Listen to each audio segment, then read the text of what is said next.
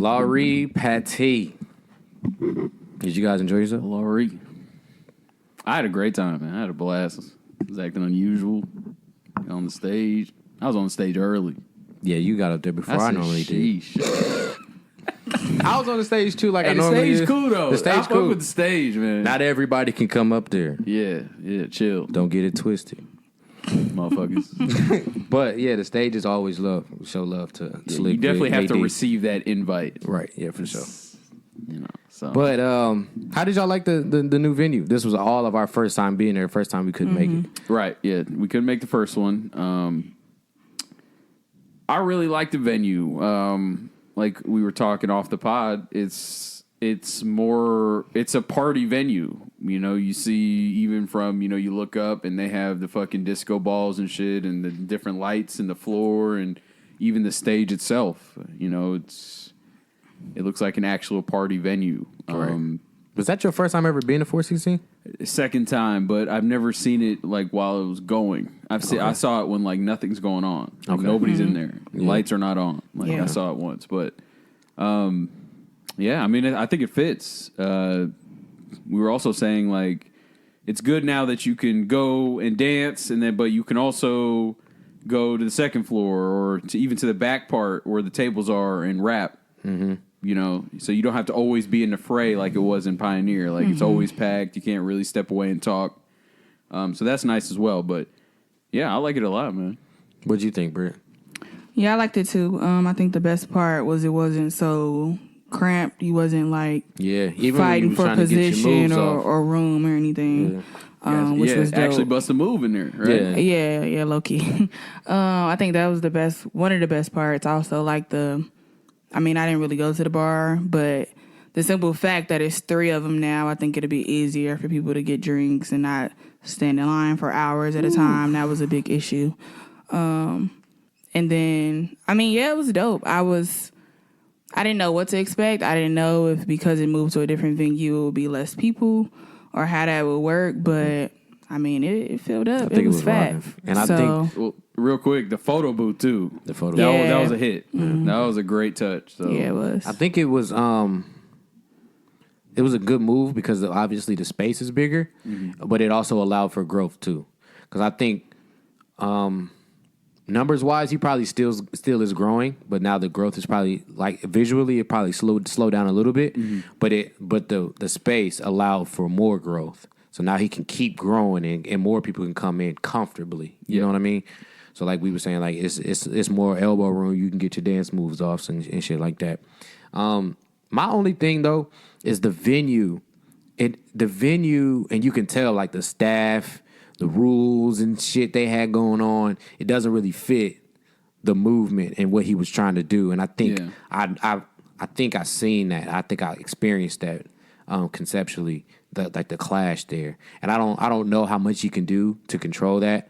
Like even with like, I heard some bar stories where people were charging like at one bar they would charge you $2 for a water, another bar they would just give you a cup of water, and like it's just little stuff like that. Or like when we first got there, they said we couldn't leave out and stuff like that. It was just the little things like was a little rough around the edges that maybe he could like talk to the venue about, maybe come to a little bit of more of an understanding. I know the building probably has their own thing, the rules and stuff like that, maybe code or what have you, but it's just the little things that at Pioneer that wasn't really that big of a deal. And it may be things that he had to also, kind of hammer out himself. Yeah. So, well, I think it's a negotiation at the end of the day. So that's probably what they wanted to do. I will say the thing about not being able to leave and come back in, probably due to the fighting and stuff.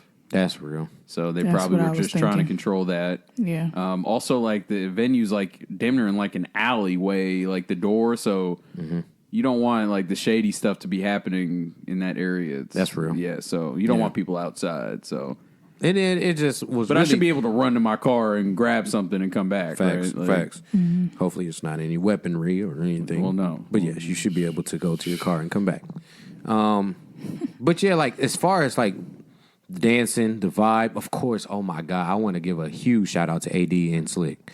Like their tag team has Stupid. grown Yeah. like onto some like monstrosity of a level. Like back to every song was a hit. I was telling somebody, I was like, I've experienced like 8 different emotions in the last 2 hours. Like, and I don't even it was like with just the music. Like, For real. 1 minute we chilling, we vibing. The next minute we want to fight. The next minute we in love. Like, I Yeah. didn't know what was going on, but it was was crazy. like 5 different emotions. And you was really hyped to hear the Mustard songs in there too. You was really hyped. So shout out to you on that. And that's what y'all. That's when I say y'all don't listen. Y'all listen to just. To what? Y'all don't listen to understand. Y'all listen to rebuttal. Okay. I've literally said that. Thought about this one. Huh? Go ahead. You thought about this one. Go ahead. Yeah, because when y'all was in the, like I told you in the venue, I said Usher. Every song that he played was from the 3 albums that I said Usher had that were good. 3? She said I she said liked 3 3 now. She said she liked It was 3 definitely 2. She said 8708. She said Confessions, and she said another one. I What's said the other the one? first 2, 8701. the first two. She What's did. the third one? We know the first I don't two. know what the second album is, what it's called. 8701, whatever is after that, and then Confessions. Every single song that was played was off off them. those 3 albums. And I liked 8708. 8701 too. A lot of those Proves things were my tight. point. They wasn't playing can't nothing even off name of the album Usher that you versus like. Raymond or Usher. It might have been that songs. one. It might have been that one for real. That's No, the it one. wasn't. That's the one with Oh My God, Will I Am. No, I don't like that album. Oh. It was one of the. It was his first 2 albums. 8701 was after that. Yeah. You're a stan. Ooh. So you hold on. So you like the album that was after 8701? Is No, that the what one you that said? was Or before. before? Before. Okay, I Early- think I know. early I Usher, know what yeah. you're talking about. Okay, all right. And all right. and you don't have to call is my favorite Usher song. You don't have to call. It's okay, girl. That shit hard as fuck. That's my favorite Usher song. And so when he played that, I went. He played all the hits. So yeah, let's- for sure. yeah. But their combo is very good. Their combo was crazy. So like they had, I feel like they had like a 30 to 45 minute set each. And then they was just going back and forth. It was crazy because he was like, it looked like, because of course I'm on the stage right next to him. It looked like AD was going. And then Vic was like, oh, I got one. And then he was like, all right, go now. Boom. And then he would just hit it. And he'd be like, damn. Like, they got like a chemistry thing that's going crazy. Yeah. Man, shout out to them for sure. Them the bros. That shit was hard. Yeah, they killing it. That's my Yeah, favorite it part of was. the night, man. So yeah. So overall, we had a great time. Overall, for sure. Yeah, we did. Hell yeah. It was awesome. Busted a dance move or two. Play my favorite Chris Brown songs, whatever, ever. What's your favorite one? Juicy Booty. The one that got the, you know, we're not going to All do right, that. let's get off here. All right. Listening to 3 for $1. $3 for $1 $3-4 podcast. He cannot hit 60 for 60. You can't have these conversations without bias. I mean, that's just real. I I didn't wasn't being biased. Bias is oozing out of your I shirt. told you Ye was not good. Why did it change from the listening party to whatever came out? Pusha T even said That doesn't even make sense. What about it? He gets locked up in the Kyrie even playoffs. play in the playoffs? He's always hurt. That's an NBA champion, bro. Welcome to $3-4 podcast. We're back again this week. Got an exciting agenda today. Excited to get into these topics. Got some great artists that dropped albums as well. Obviously, we're going to talk about Young Thug. He just dropped the album, ASAP Ferg, and then Snow Alegre dropped as well. So we'll get into all of that. We're also going to get into the Jay-Z debacle, his deal with the NFL. We'll talk about that as well. So let me get these intros off. To my right, Ravel LeVar. Give it up for him. Give it up for him. To my left, Brittany Devon. And of course, the illustrious, the irreplaceable, Irreplaceable. the man that makes. He got all the adjectives today for himself. All right, it's Gobi. All right, I'm your host, Gobi. So let's go ahead and get into it. We do want to start with the Ferg album, which he kind of dropped off. I mean, I didn't really hear any rumblings. We had talked previously in the week, G, about, we thought something was coming, right? Because he dropped the tour. He had dropped the tour dates. He also, I seen him. He was doing some stuff with like on some YouTube like TV series stuff. Like he did Hot Ones, I believe, not too long ago. Okay. He did another show. I think it was GQ, like the 10 things you always have. on the promo run. So, but it wasn't ever about music. And Okay. then when he dropped the tour dates, I was like, he's dropping a full album. Okay, so they had him out there early for the press run, but he did drop an album. It's called Floor Seats. Shorter album, only 9 tracks, which I can appreciate. But we are going to kick this over to G to start this off. So go ahead and let us know what you think, bro. This was 9 tracks, right? Yes. Gobi, do you know where they're signed to? ASAP? Is it Interscope? Oh, that is a good question. RCA. Oh yeah, what did I say? Interscope. But RCA, okay. Because I always wondered because their producing on their albums are always very unique. Like, Question for people that don't know, aka me. You keep saying there. Are you talking of lump sum of all the ASAPs, or ASAP. all of them are signed on one? yeah, all ASAP. I think they're all Interesting. I'll signed fact to check RCA. that, but yeah, I mean, Sony, RCA Records, a division of Sony Music. I do believe they're all signed to the same. Like 12E, Bari, I think he was also signed to them. yeah, because they have their own subdivision, which is it's actually called ASAP Rocky Recordings, and that's a subdivision of RCA, who does their distribution and marketing and everything. So Interesting. Okay. Yeah. So this album was called Floor Seats. 9 tracks. That's how many it was. There were some standout records on this. The first song was hard. Rico Nasty song, Butt Naked, number 5, was my favorite record on that.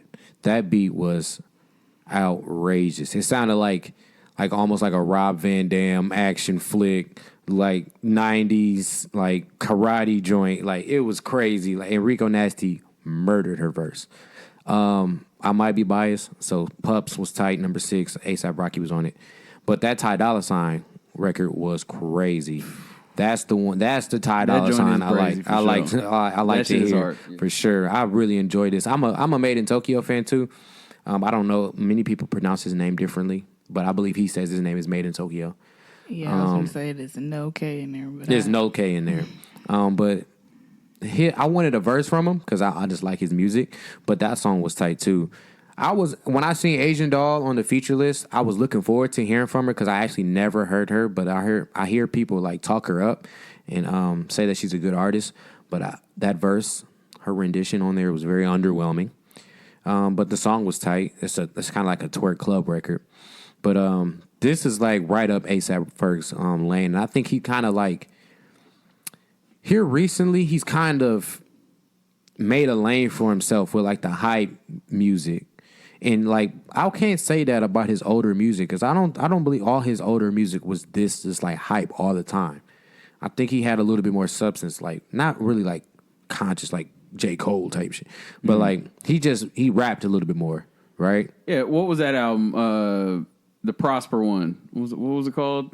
It was called That was the one where it Always felt Strive and like Prosper. right. That was the one where I felt like he was really, content driven. Yeah. And he was really rapping well and doing all that. Right. Even I think he had the song about his grandma or whatever Towards the end, Yeah, yep. and he really got into it. Like, but yeah, I agree. Like, it seems his direction has kind of shifted, and he kind of knows his bag now. Right, and he's hitting it hard. Yeah, definitely. So yeah, I'm not going out of 10 this joint, but this joint was hard. I really, really, really like that Rico Nasty record, so I believe it'll make my rotation. That Ty Dolla $ign was a really standout record too. It's called Ride, number 8 on there. And lengthwise, right in my wheelhouse. Enjoy 9 records. I do believe it has some replay value. Currency did drop this week too, so he's really taking the most of my rotation. We know that, right? both were short albums as well. So. Yeah, they both were. But yeah, I really, really enjoyed this one. I agree with you. Ride was my favorite track with Ty Dolla $ign. I don't know, bro. Whoever, like, how does this dude have the time to be in the studio this often? I mean, he is on everybody's album. Ty Dolla $ign? Yeah. Well, I Like, it's crazy. you think Like, about the artists- run he's on. But Like, you think about artists, they always say, all I do is stay in the studio. well, all he's day. not capping on that. Like, he's in there. Yeah, for sure. It's wild. Yeah, Ride is my favorite record. For me, this isn't going to make the rotation for me. I don't really feel a way about this album. Like, it's just like, okay. I haven't been impressed by the last 2 Ferg projects, so Yeah, the first project before this one was not that still good. striving, yeah. But I'm not. but I understand this album's purpose. It felt like to me that this is an album that performs better than it sounds if you're just listening to it. And what I do, I have a pair of studio headphones, so any album that I give a review on, I listen to them on those. And that definitely changed it, because I first gave it to spin in the car, and I'm like, I don't know. Put on the headphones, and then you can really feel like this is going to go off when he's performing it. So I can see that. Rico did spit. She killed her verse for sure. But I'm not going to go back to this album. I didn't care for the A$AP Rocky song. I liked what he did with Made in Tokyo. That was cool. That was a little different. I thought he was somebody else on the song. Who Made in Tokyo? Yeah, I thought he sounded like somebody else. But and then Brent Faiyaz on the last one. I thought he did a great job. But I do not like him like that. I understand.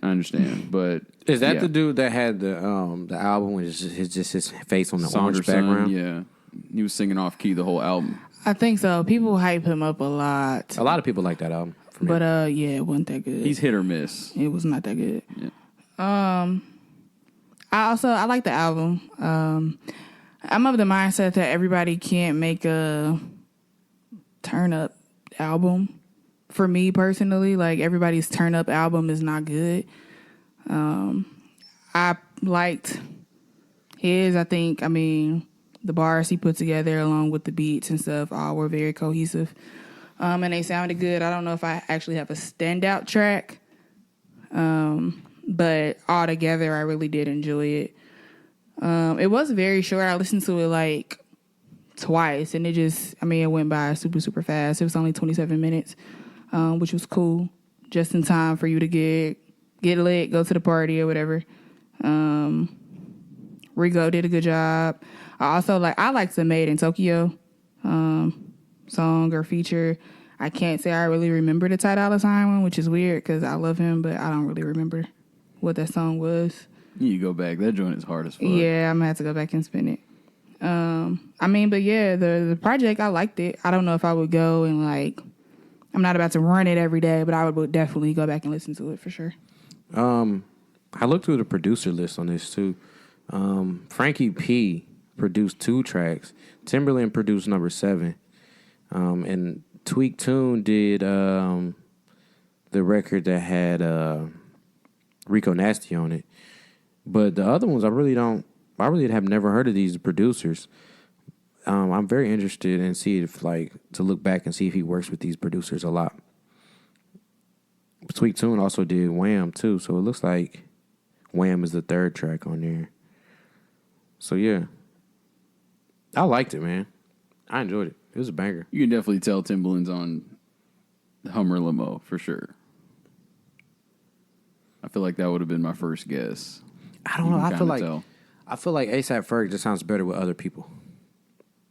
Maybe. When he's on the track by himself, it doesn't hit as hard. I mean, it hit, but it hit harder when he with other people. Right. So Hummer limo really didn't stand out for me. I have to go back and see if I can hear the Timberland influence for sure. Yeah. So check that out. Floor Seats, A$AP Ferg, 9 tracks. So it'll be a quick little listen. So give that a spin, especially if you like the hype records and things like that. It's good. So definitely check that out. Next album we want to get into, Thugger. Yep, he's back. He's definitely back. His last effort, I'll tell you what, I did not care for it. I think we said that on the pod. Slime Language, was not interested. So he dropped So Much Fun. More tracks than I thought it would be. 19. I was like, okay, all right. When I first saw that, I'm like, all right, well, we'll see how this goes. I enjoyed this album. I really did. It felt like Thug took his time on this one. With a lot of the tracks, I thought there were some great features on here. Now you know who executive produced it. Hey, man. If Jermaine did his thing. You got to give credit when it's due, right? He did his thing. Oh, I forgot about Did he that. produce every track? He was the executive producer Oh, of the the executive album. producer. Got you. So I had to look that up, what that exactly meant in music. He just curate the vibes? So the executive producer is responsible for business decisions and more recently organizing the recordings along with the music producer. whereas the recording producer produces the music. Sometimes the executive producer organizes the recording and selects recording-related crew, such as sound, engineers, and session musicians. Okay. And it doesn't look like the credits are out yet. Right. So It's like tough to you were saying, it's the executive producer mainly curates the vibe. Yeah, but regardless of what he did, I mean, like I said, I really like this album. The song with Future, I was surprised. I haven't been impressed really from Future, but I really like that song. It's the second track. I think it's Soup Mate. I think it's pronounced that. Sup, mate. Sup. Sup, Mate. Like Sup, mate. Australian. Oh, Sup, like- mate. Sup, Mate. Yeah. Okay. I didn't know that. I like the song with Gunna a lot. Hot. Surf I didn't really care for, but Hot is hard. I like the track with Lil Baby as well. Song with Uzi's Hard as Fuck. It's probably my favorite track. Same. I had to think about that because, the song with Uzi's my favorite track because Uzi did his thing on there. It felt like vintage Uzi as well. You did. So I'm excited because that probably means he's going to be on some vintage Uzi when he drops. So Has he that's missed? good to hear. Not to get too far away. Has he missed? Uzi? Yeah. I don't think so. Album-wise, he hasn't missed. No. Well, he doesn't have that many. But no, he hasn't missed. Is that like two? The two mixtapes he came out before. Well, Love is Rage, right? But he dropped Love is Love is Rage Rage 1.5, though, right? Yeah, that was like a SoundCloud joint. Okay. Right? I thought he dropped the Love Is Rage too. No. That was the album that came out a couple years ago. That was the huge record, right? What's Love Is Rage 2 was the big big record album, you're right. that he came out with not too long the ago. Perfect Love tape is what I'm thinking. That of. one's hard. That And- was hard as Oh, fuck. yeah. And then Lil Uzi Vert versus The World was hard. Yeah, for that sure. had It Don't Matter. And then he had the first Love is Rage, which was cool. It was I cool. didn't really- So yeah, I would take everything after the first Love Is Rage Yeah. as non-misses for sure. Yeah, but I mean, going back to your original point, J. Cole executive produced it. I've been very vocal on J. Cole, but whatever he did, like we said, the credits aren't out. I mean, it sounds great to me. It really does. I got to keep it a buck. So I'm excited to see Thug back in the rap bag as well. It felt like he was, easy breezy, and then he came with the 4-track EP, which was hard. Don't get me wrong. On the run. But it was refreshing to see him back. It almost gave me the Slime season feel. So And I was gonna say that, J. Cole executive producing, did he encourage him to rap? Because if he did, thank you. And not even like on some like all that other stuff was trash, because it was select songs when he was really just getting into the harmony melody bag. Some of them were good, but for the majority, throw them out. Like when I liked Thug, like it was really his rapping. Barter 6, he rapped. He really snapped. Yeah. Like Slime Season 1, 2, and 3 snapped. And so yeah, rapping wise, he was in his bag for sure. I really enjoyed this one. yeah, so that's all. I mean, that's all I got. I really like it. It's going to be in the rotation for sure. So Ooh, what you guys think? rotation though? Yeah, I think so. I don't think it'll be. I've bumped it surprisingly, like almost as well. I don't want to. We have another album to talk about, but I bumped it as much as that one. So. Okay. It was okay. I like Thug when it was. Here we go. I like Thug when it was Slime season. For me, this one didn't hit. I don't know if it was him rapping and the beats like together. It didn't go for me, or if it was a different sound. Like it is kind of a different sound, I think, from what I'm used to. I think I like Thug when he was really in his bag and like. I don't know. He just used to say weird stuff when he spit, and it was kind of funny. Oh, he's still doing that. Yeah, it didn't. For me, like It ain't weird no hey, more? I'm cool. It just I didn't think it sounded good cohesively.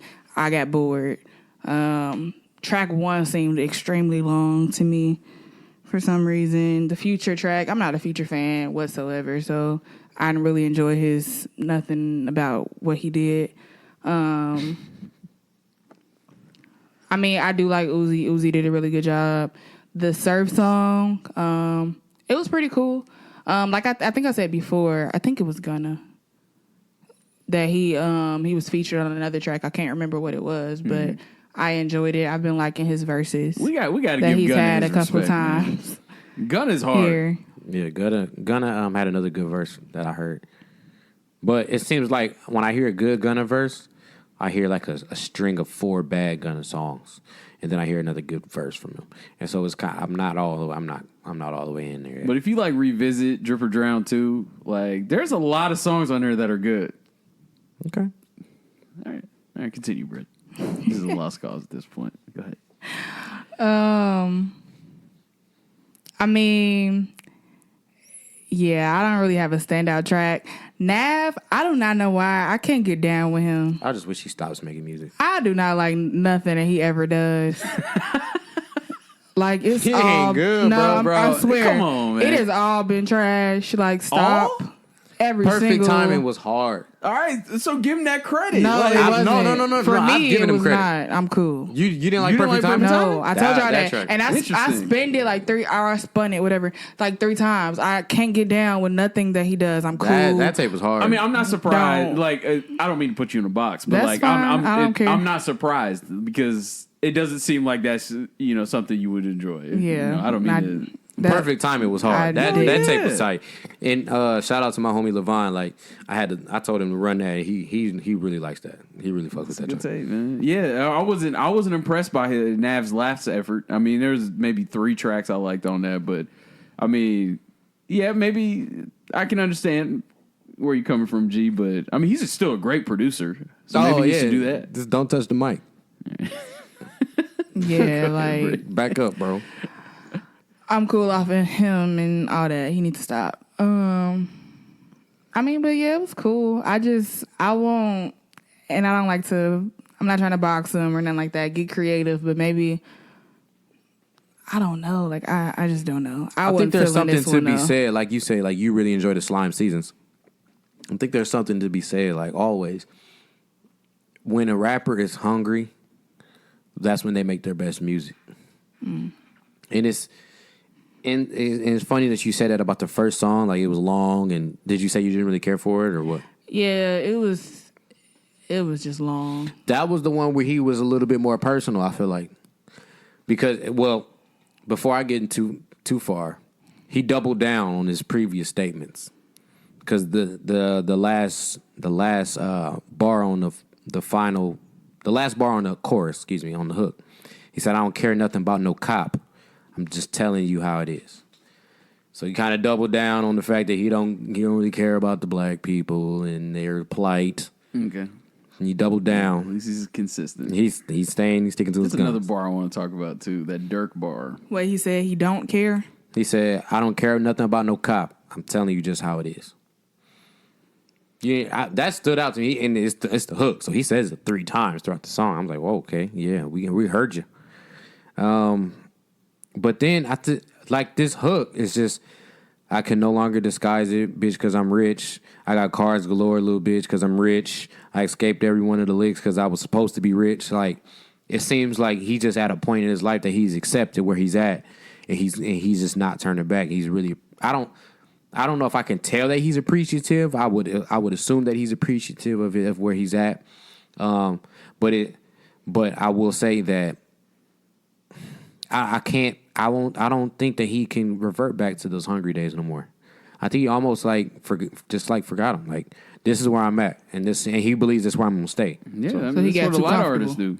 I'm not gonna say he's too comfortable because he should be comfortable right now because everything he dropped. I would he hit. argue that he got too comfortable. I Well, would say that. I think you can argue that subjectively if you like that Slime season 1, 2, 3, right? You want that, so you would say, "Oh, he's too comfortable because he's not reverting back to that energy." Sure, but I think as an artist, the little money artists, according to record, make the least amount compared to any other entertainment. Yeah, Therefore, there's not room to ever get too comfortable, especially if you spending money on jewelry, cars, like all that money that you quote unquote got could go away tomorrow. So you should never get too comfortable and feel like, oh, I don't have to be as hungry as I was when I first began. Like, that's trash to me personally. like I said before, I don't know. I can't, like, based off of his lyrics, I can't say that he's not as hungry. I'm just saying, like, based on the way his lyrics, he may have forgot the Hunger Days. I don't know if that's the Well, same I could thing make or an not. argument that he hasn't because you don't drop, well, at least to me, subjective. You don't drop an album that I think is great, if you're not hungry. So I think it, kind of balances out. Now, you might not be rapping about the same things, but if you drop a good album, I mean, clearly you're hungry. So it's just a kind of different aspect. I think another thing with Thug, too, that change is maybe maybe the true music that he likes to make is like the singing shit, like the slow, like the Elton John record he did and shit like that, Easy Breezy and all that. Maybe that's what he really wants to do, right? Similar, and of course we're back on him, but Drake came in the game rapping, but you can tell he really wants to do the cuts, like the slow joints, and maybe it's that. So Could be. And I can't remember who I was telling. I think it was Fox the Legend. We was rapping not too long ago. Shout out to him. I really can't be mad at somebody's art. At the end of the day, it's their art. This is how they create, and they go into the booth and make what they make. And we love him for it. He wouldn't be one of the albums or artists that we're reviewing if we didn't love what he was doing and respected what he did previously. But just to me, like, I can tell a difference, to Brittany's point, that I can tell the difference between Slime Season 1, 2, and 3, even all the way up to I'm Up, that mixtape. Even Jeffrey, like, from Jeffrey all the way back, like, you can tell a difference. But, I mean, it is what it is. But I did enjoy this one. Yeah, I thought, I don't know, like I said before, like, if J. Cole encouraged him to rap, thank you, because we enjoyed him rapping. So I agree. So is Lil Keed his artist? I actually never heard this kid. I heard a Lil Duke a lot with him, and but I've never heard Lil of Duke's Keed. been there for a little while now. Right. I think he was on Jeffrey too. But it seems like he's getting some traction as well. So that might be somebody to look out for in the future. So I love how he brings us like ATL together too, like on all his projects. It feels like he always keeps the ATL features, even like back to the 4-track EP. He had Black on there, like. And it just seems like he always reaches out to the Atlanta artists first, which is kind of dope to see as well. So, real quick, the Lil Durk bar. I'll shoot a nigga like Lil Durk. Come on, fam. Like, what are we on? Did y'all not peep that bar? No, I missed it. He literally said, I'll shoot a nigga like Lil Durk. This nigga is in court right now. Like, Oh yeah, because he is on that case. I'm like, sheesh, bro. What do y'all be on, man? Like, This is what Nelson was talking about the other day. You just bro, just, convicting yourself. pretty Yeah, like, God, like I don't understand that. You can't say nothing else right there. Like, I mean, people not scared of that nowadays. It is what it much. is. Ain't even about being scared of it. It's just the fact that it'll put you away. you implicate And yourself. I'm saying they don't care. Oh, they don't care. Yeah. The court's looking like, oh yeah, okay, for sure. Got him. Got him. Yeah, so that was an interesting bar as well. But yeah, definitely check out the Thug tape. Like I said, I like it a lot. So, turn up music as well. So, you can ride to it as well. So much fun by Thug. It does kind of sound like he actually had fun making this, actually, now that I think about it. So, It sound like he got a lot of his buddies. what'd you guys think about the album artwork before we move on? Is that his face? It looks like it. Yeah. Because it didn't It's have like made of people, though. Yeah, they look like they're cutting grass or picking up weeds or something like that. Yeah, that was... Because like if you look at the back track list, the one that you dropped in our chat, you can see a little bit closer. That it's like people cutting grass or something like that. But I thought it was tight. I just couldn't tell if it was him or not because it didn't have his dreads attached. Yeah. So I don't know. Maybe he'll talk about that. I'm sure we'll see an interview or something, right?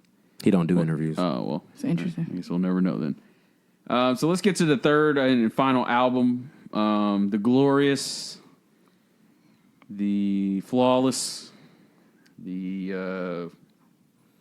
Did I put you on Snow Allegra? No, stop, bro. See, Bruh, this I is what put I'm you talking on that about. See, album, this is what bruh. I'm talking- No, you did not. Oh my god! You did know, not put me on I'm Snow, gonna let bruh. you. I'm gonna let you finish. Go ahead, bro. Please. Go ahead.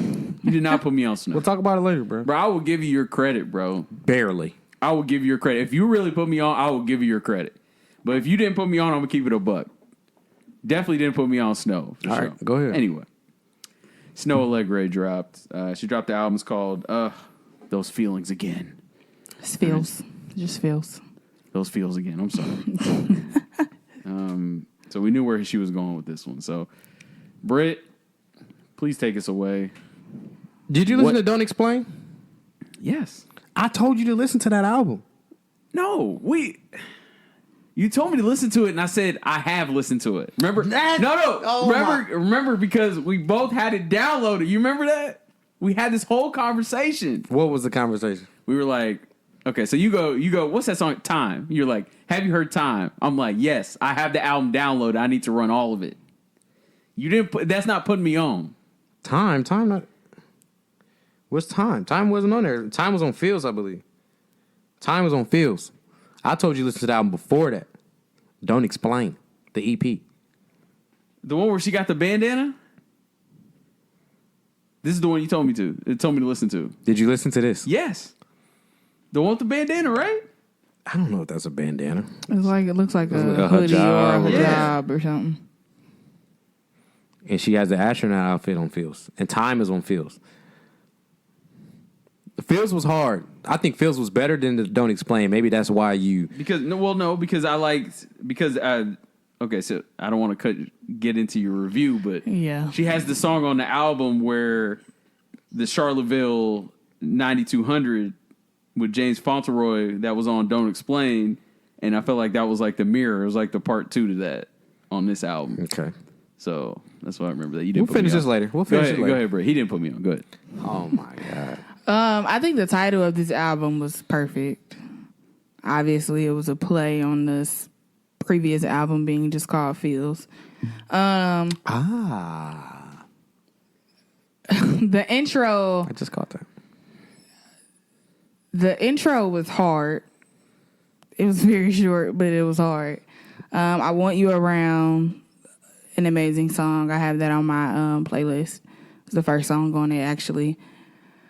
Find Someone Like You, that song is nothing short of perfect.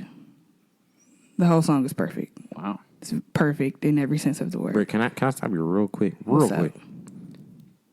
You said the song from this album was a continuation of that one. You part think two. you think so? part Or 2. it literally says part 2. Right. That's what I just said. You just said that, but earlier you was like, "Oh, I think so." No, I said it's part 2. Okay, go ahead. I just Britt. wasn't sure if it was called Charlottesville. Okay. That's the part I was struggling with. I knew it was part 2 though. Okay. Okay. Stop cutting her off, man. Damn. That song is perfect. Toronto, I really liked. Oh yeah. That was a really good song. Love Like That was the album. I'm not gonna keep doing this. I'm gonna say every song was good.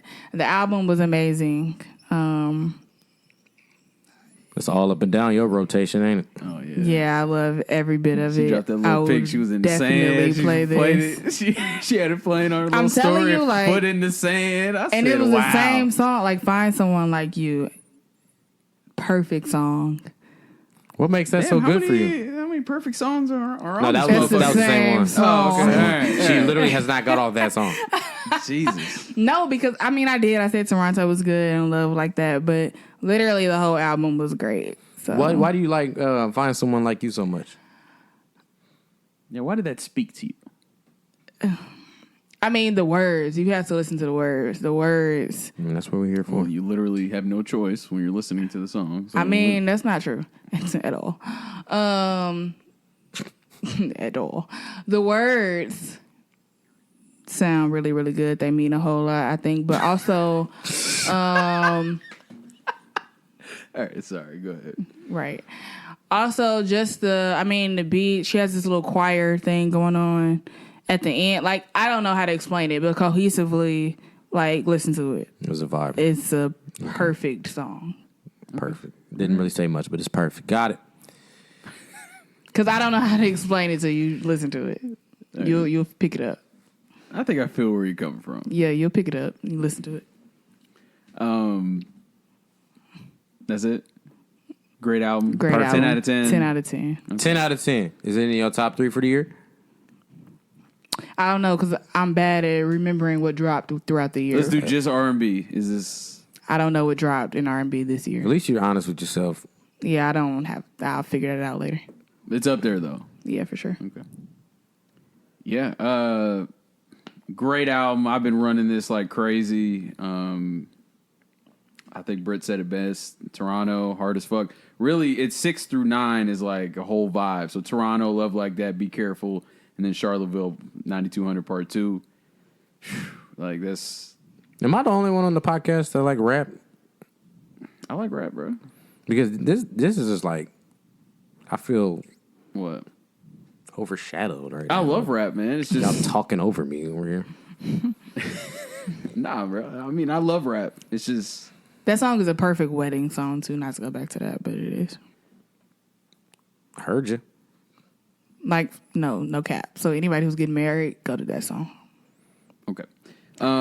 This is shout out to people getting married, I guess. Play that. But Let this her is get her shit off, man. What? Are you telling me? He completely dissed me. But it's been going on all evening since you walked in the door, so that's fine. Since you walked in the door. Man, the cosigns are out today. So How's your wine? I mean, it's much needed because my irritation level has been at a high peak. Really? Go ahead. Is it me? What you got to say, I'm Go? just the host, man. All right, anyway. Like I said, yeah, those 4 tracks right there is like the sequencing and the, just the way the album. Let me go back. The way the album is put together was interesting to me because it felt like. Shout out to Mother Nature. But from like starting with the album, starting with "I Want You Around" and then ending with "Peace," I thought was interesting. Because it felt like, at least when I listened to "Peace," it felt like it was peace because, like, she not with whoever she's talking about in this album. That's what I felt. Now I could be wrong. And I just thought it was interesting starting with "I Want You Around" and then ending with "Peace" on that note. Is what I It'd thought. be like that sometimes. It'd definitely be like that for sure. So, favorite song, probably "Love Like That." Charlottesville's there as well. But yeah, great album. Definitely gonna be in the Serato. I'll be bumping this for a while. So, go ahead, Rap God. It was good. All right, I'm good. That's it. That's all I got. What? This is good. I'm running out of words to describe R&B albums. I'm sick of just saying it's smooth. I mean, I want to do our listeners more than just saying it's Okay, smooth. so let's talk about Snow herself then. Like, Oh, she's a fabulous artist. yeah, I mean, Ever since I put you on, I've never really put me enjoyed on. her. You never put me on, but Wasn't she? How did I discover Snow? Didn't she work with Drake? I believe she worked with Drake, and I think it was on my favorite Drake album, which is Views. I said what I said. Debate your mama. Views. That's my favorite Drake album. Just I don't have the energy. Go ahead. I mean, if you But what? feel like you wanna come. You said she was on a Drake album? I think so, dog. Snow? I think that's where I first found out about her, man. I think it was Drake or she was on another album. And I was like, man, she sounds brilliant. I'm gonna go find her work. And she's been dope ever since I listened. I had to go back because She was on More Life on Do Not Disturb. boom. Well, her song Time was sampled on Drake's That's what it mixtape. was. Okay. That's what it was. Yeah. Okay. So yeah. So then when I heard that, I went back to listen to what she had, and then I played what is it? Don't. I can't remember the one is. I already mentioned it. I went back to listen to that, and I listened to Fields. Everything was great. Don't explain.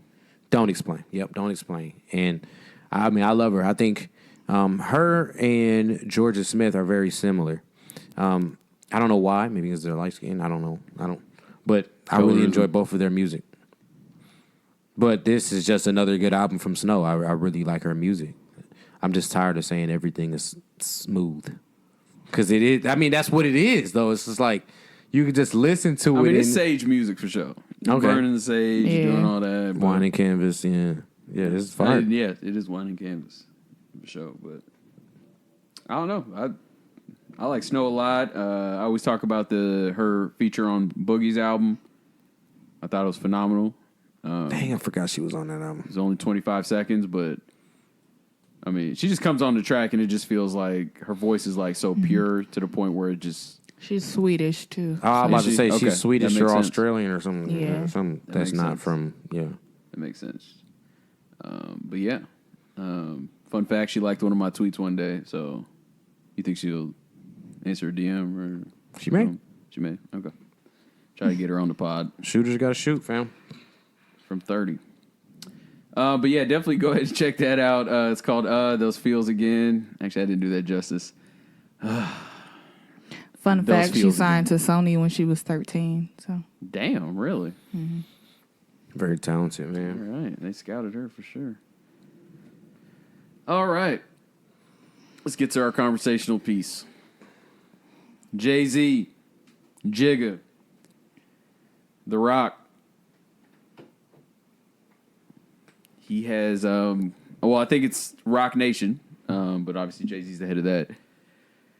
They have struck a deal with the NFL, and I believe, basically, the Rock Nation is responsible for the Super Bowl halftime show and things like that, but It also said major games. major games, and then also the social injustice, like spearheading that and helping out with that as well. So he just struck that deal, I believe, Friday. Might have been Thursday. I can't remember, Thursday or Friday. we got the notification on August 13th. Okay, August 13th. Definitely received some backlash. Jamel Hill wrote an article about it as well. Great piece. So definitely check that out as well. So we definitely want to talk about this. Hold on real quick. I want to give Jamel Hill way more credit than that. Not shit on what you said. No, go ahead. Because huge shout out to Jamel. Because her work is brilliant, man. She stands up for what she believes in. She's unapologetic. And she's unbiased. She's going to hold her people accountable, and she's going to stand up for what's right. Because she could easily just not say anything, just been on her, just regular retweet type thing. She literally felt compelled enough to talk about this because she felt this on an emotional level because this is something that we all connected with as far as Kaepernick and the NFL and this stance with that. So I want to give Jamel a huge shout out because the piece was beautiful. It was gorgeously written. And I was just blown away the fact that it was just so well written. I mean, I know her work. She does well anyway when she speaks and when she writes. Can you elaborate on what made it so well written? I think it's because, for me, it was so well written because of the unbiased standpoint. Like, we could all be biased because we know Jay-Z is Jay-Z, but she really attacked it and she got both sides of the story. She gave her opinion on just a little bit. She squeezed it in there, but she didn't. It wasn't overwhelmingly her opinion. She gave us the facts. She gave us some backstory, and she really just gave it how it was, and it wasn't biased. It wasn't none of that, and I really appreciated that because a lot of times we read these headlines, we read these blogs, and they just coming from a point of view where somebody just trying to shit on you because they don't like what you did. Yep. And I think I can say Jamel probably isn't very fond of the deal, but it didn't show in her piece. Yeah, She 'cause wrote it she- from I mean, a and I- middle And she ground. also Yeah. gave like Jay-Z like the credit, right? The benefit of the doubt. Like, Right.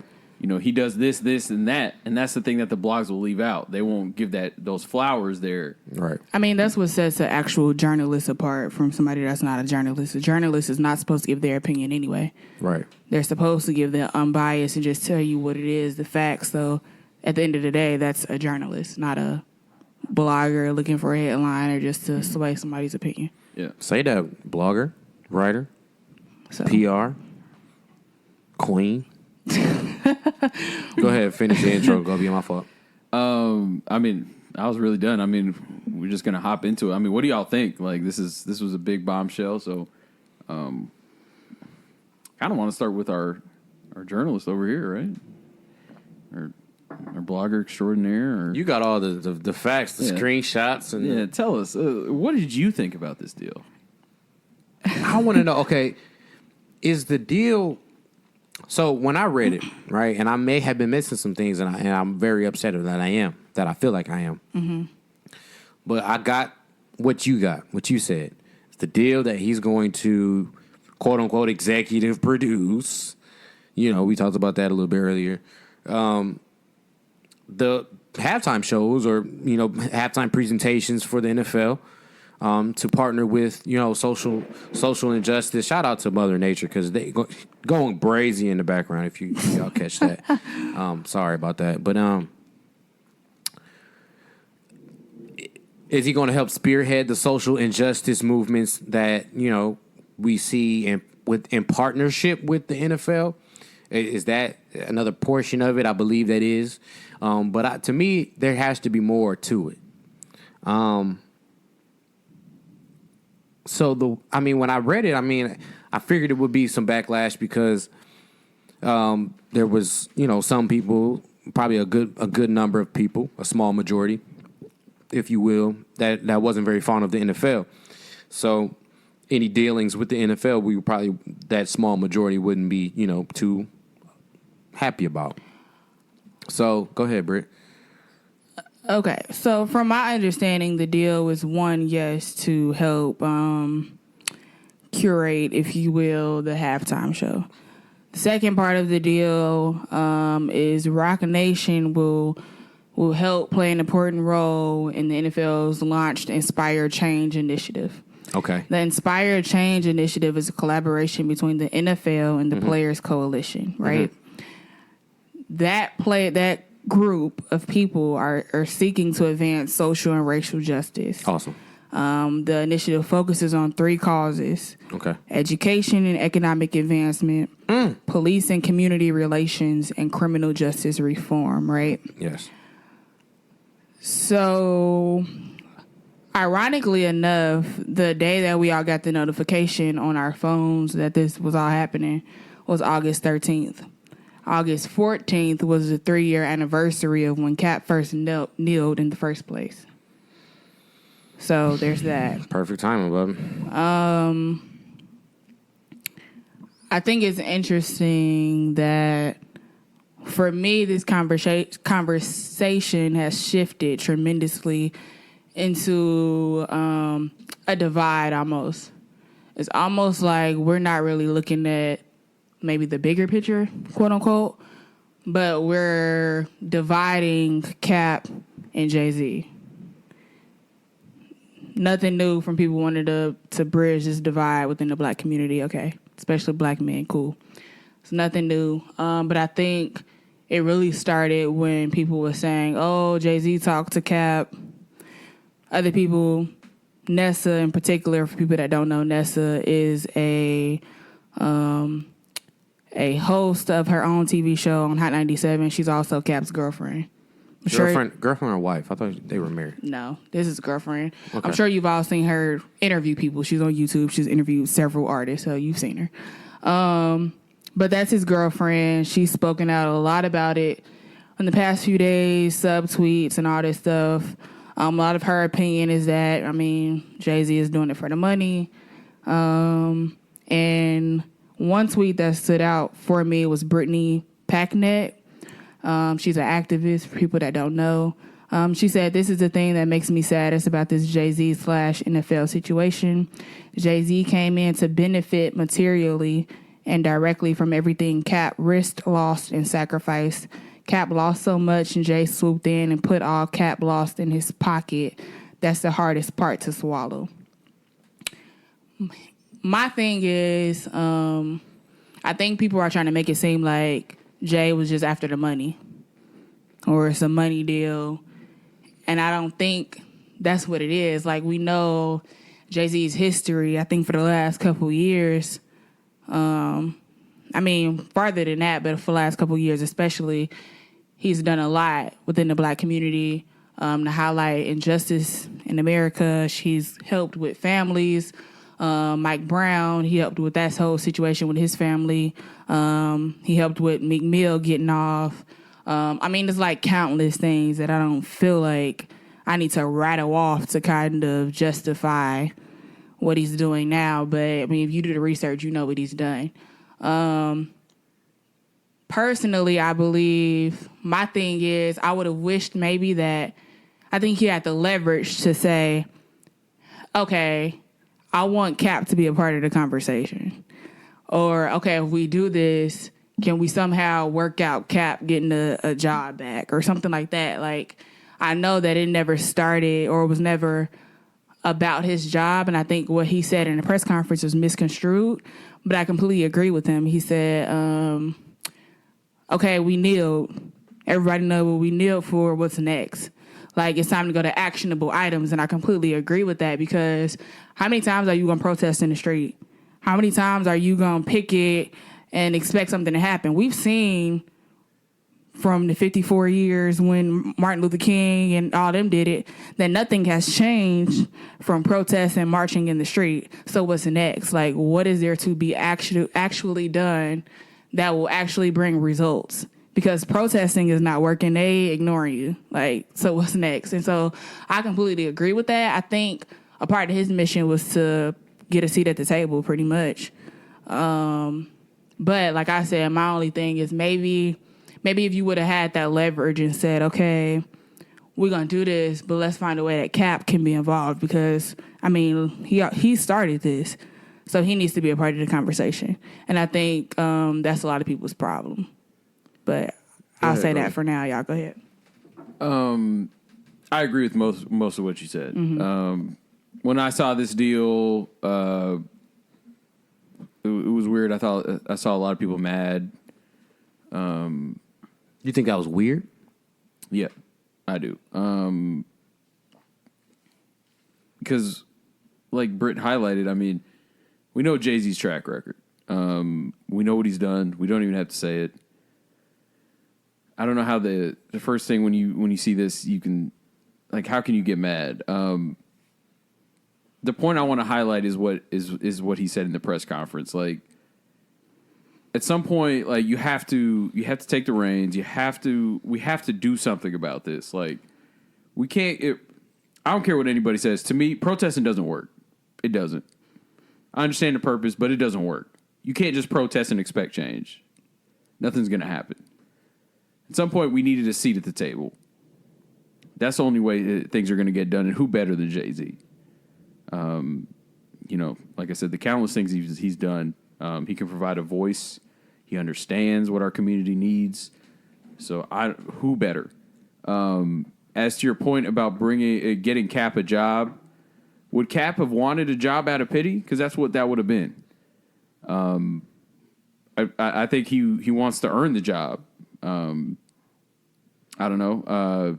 And him having a seat at the table, I mean, he's never really spoke about these things. So I don't really understand where that's coming from. I feel like he'll drop an IG post or something like that, but I've never really seen him be outwardly like wanting to even have a seat at the table. I mean, he wants to get back in the NFL. I mean, he kneeled because of police brutality, which isn't that the NFL doesn't control that, right? That's a systemic problem.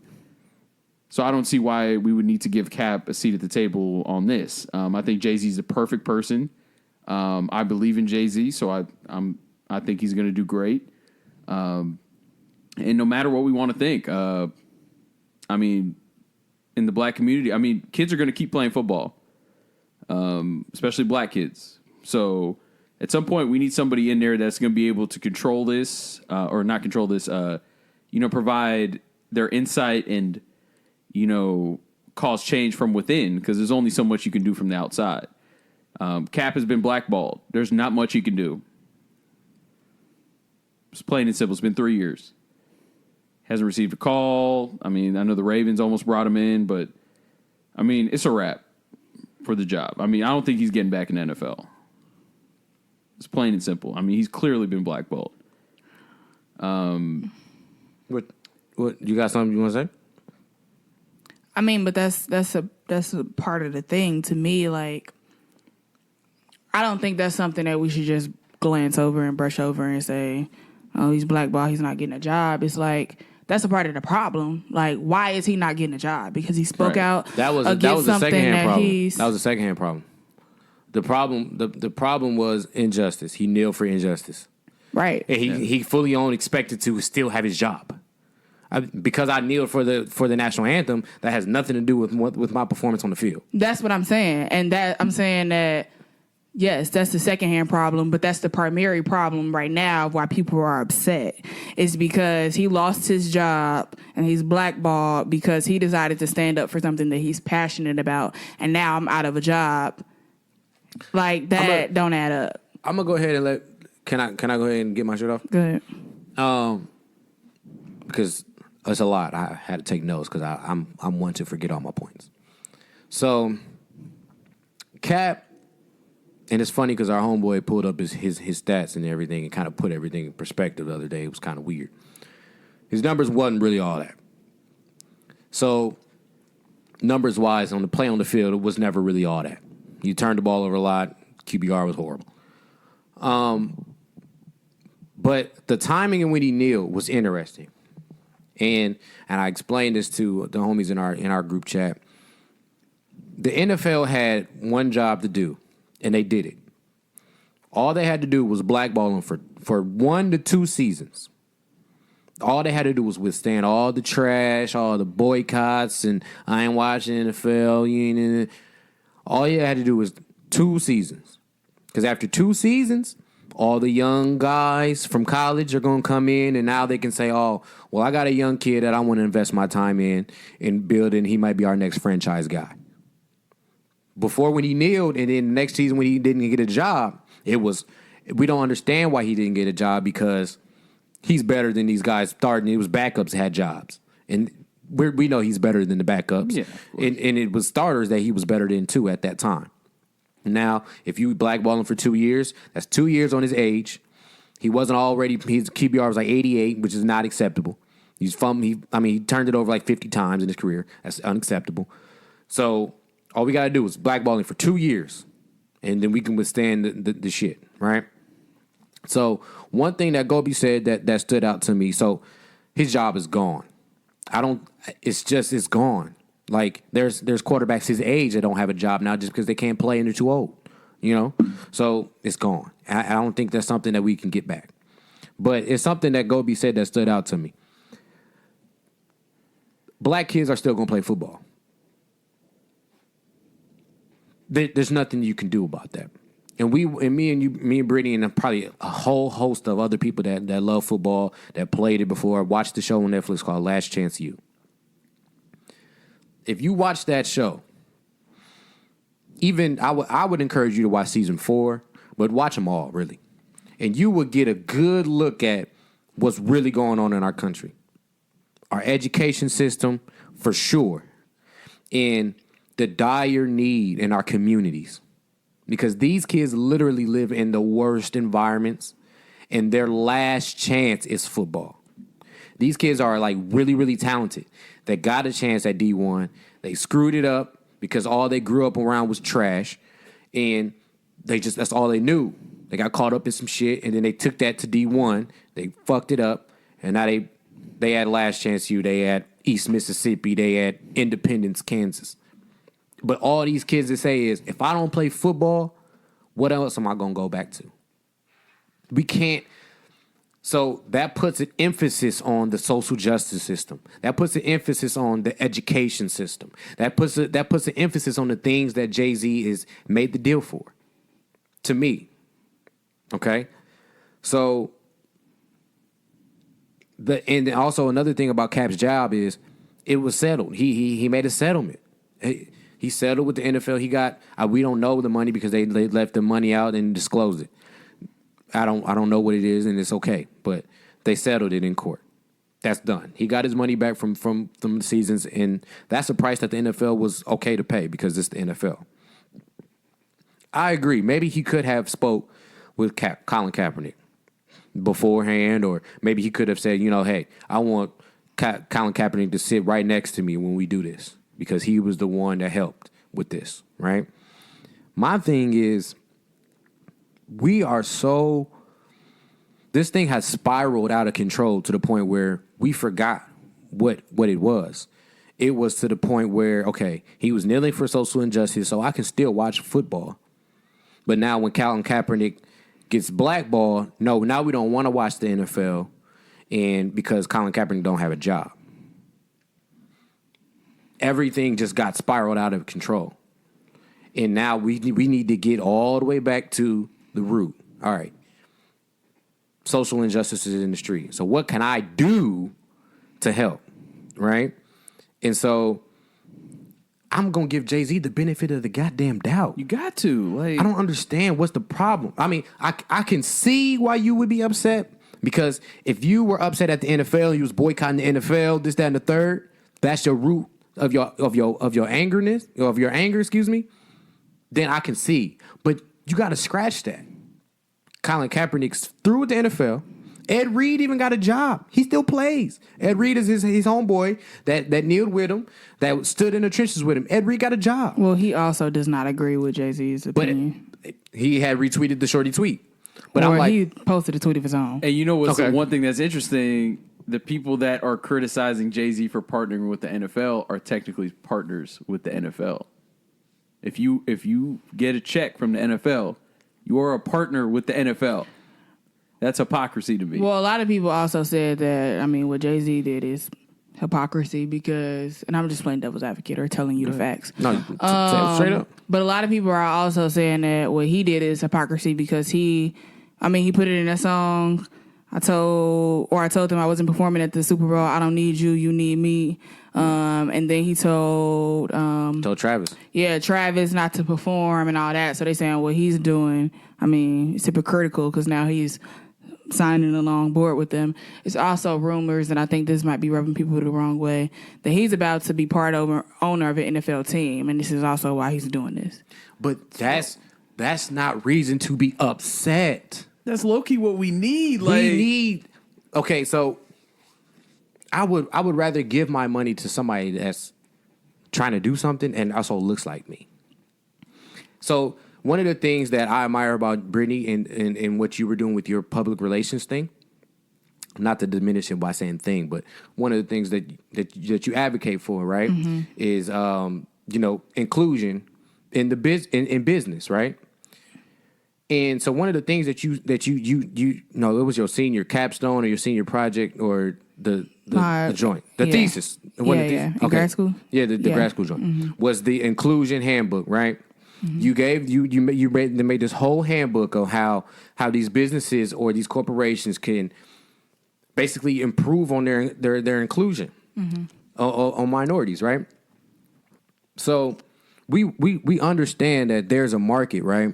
That's thriving, that makes a lot of money, but it's owned by whites. And we go to work every day and we want a better life for ourselves. So we apply for these jobs.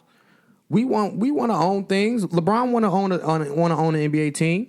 This, that, and the third. But this is how you do it, right? This is how you do it without being cringy. This is how you do it without being disrespectful to us as black people or gays or this, that, and the third, right? But if we have somebody in there that can navigate, that has your handbook, and now it just makes everything just a little bit better. I mean, it's all about having somebody that actually represents the group. Bingo. At the table, because if you don't have someone to represent the group, you cannot represent the and this group whole because time you we do not haven't. understand. Like, it's crazy to me. Like, this is what we need. Like, how are we not behind him? Like, especially, think about it. If we can't get behind Jay-Z after all he's done, who are we going to get behind? Nobody has that track record.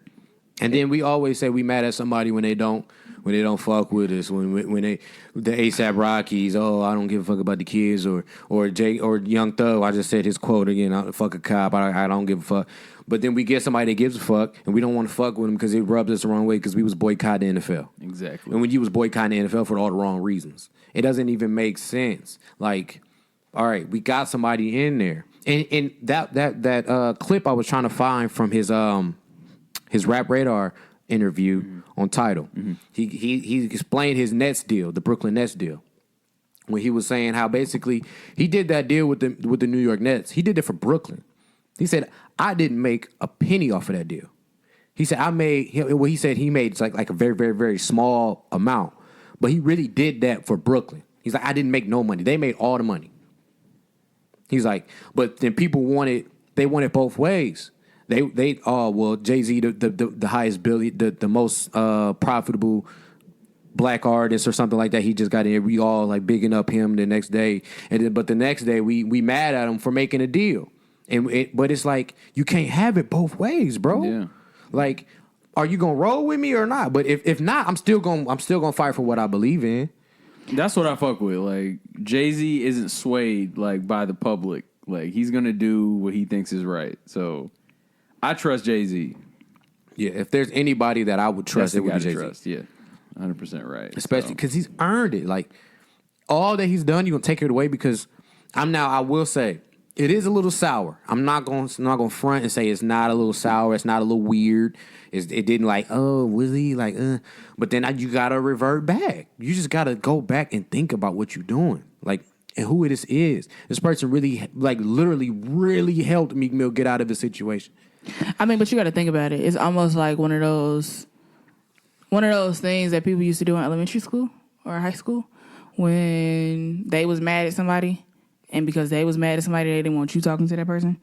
It's exactly that. And like, Wow, that's deep.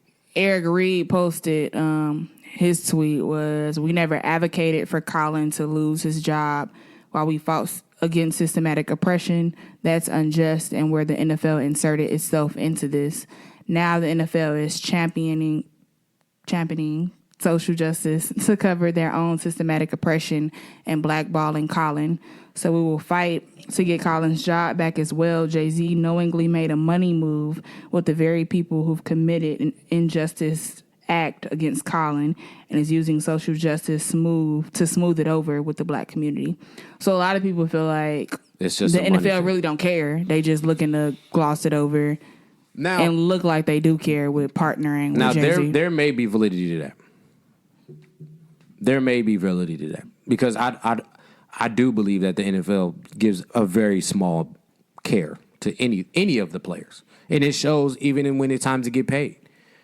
We got Ezekiel Elliott right now, and we talk about music, but we way off from music right now. But we talk about Ezekiel Elliott right now, who's probably arguably the best running back in the NFL, and he just wants to get paid as the best running back in the NFL, and he can't get a paycheck from probably the most profitable franchise in the NFL. Running backs have a life in the NFL for 5 years, but when it's time to get paid, he probably only got 2 years left on that shelf. And it's always a bicker when it's time for a guy to get paid. A quarterback, we talk about Dak Prescott. I mean, he literally from college, he's earned everything that he's ever gotten in the NFL, and it's time for him to get paid. And now we having a debate if he's worth the money that he should be getting paid. Mm-hmm. And it's like, no, like, give these guys what they earn. They literally do this stuff every day. They're in the trenches, banging their heads, risking their lives, literally risking their lives to play this game. And all you do is sit in the press box. Like, I do kind of sympathize with that because I don't really believe that the NFL really gives a shit about the players that that play. They absolutely don't. Right. But at the same time, when you got a guy like Jay-Z that's willing to really withstand all the backlash that he's getting that he probably knew he was going to get, to really ignore all that and really get to the issue, which is our community that's bigger than football, I'm with it. But how do we change how the NFL thinks about these topics, though? Mm-hmm. We get more people like us in there. Right. Right? Right. Got to. It's going to take time. This Because is going to happen overnight. These marches, Yeah, this is, I mean, bro, I'm going to keep it a buck. It's pointless. Like, that shit does not work.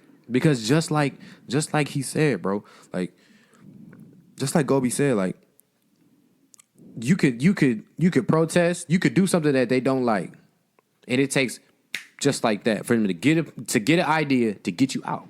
I mean, but do you think they will ever really care, no matter who's at the table? Because let's be real, it's all about money at the end of the day. They want you as a black male because you have the talent, you have the strength, you've shown that you have the like. It's like Get Out, literally, where you look a certain way, you have this much athleticism that you're going to advance our mission. Mm-hmm. You want to play the ball, you're going to make these touchdowns, we going to win, we get money at the end of the day. It's all about us getting rich. us continuously making money. So as long as you do that, we cool. You stay healthy, we cool. I don't really care about how much money you make or none of that. Like, I just want you to help advance my mission of getting rich and us making championships to take us to the next level. Right. So at the end of the day, I really don't feel like no matter who's at the seat, they're gonna care. Like, it's about money at the end of the day. And I think that's why a lot of people also look at Jay-Z like that, because like I personally said, I'm not looking at him no kind of way because I know your history. I know what you've done. I know that how you try to put us on in the community, even with your documentaries that you are coming out with to try to get us to see different things with 444. You put us on game. Like, you really, really care about the black community, and you know the struggle. You've been there. So I really don't take it no kind of way. But I mean, if you look at it, what was he, like the first African American musician billionaire or something like that? Yeah, for sure. Like, at the end of the day, people People who's gonna think not it's- in that position, they're going to think that anything he does is the money just to keep making him money. So, I mean, that's Which just is like, what comes I with mean, the I territory. get it, but it's kind of like shallow almost. It's like everything ain't always about money, and it's obviously, and to me, it's obvious, and it might not be obvious to everybody. No, it's clearly not. I mean, it's not. You see, people had a problem with 444, the album, and they told that cop-out story of, oh, he telling us that we could all do it, but he don't live where we live, and that's a cop-out. Yeah. But That they really- they that's even the biggest cop-out they ever. even had a I hate when I problem see with shit like that. that. So like, Yeah, I feel I like hate- at this point, anything Jay-Z do, people I mean, gonna that's have the a problem with. complacency, right? I mean, that's that. Unfortunately, you know, in our community, we do have that. You know, it's wild. It's wild to think about.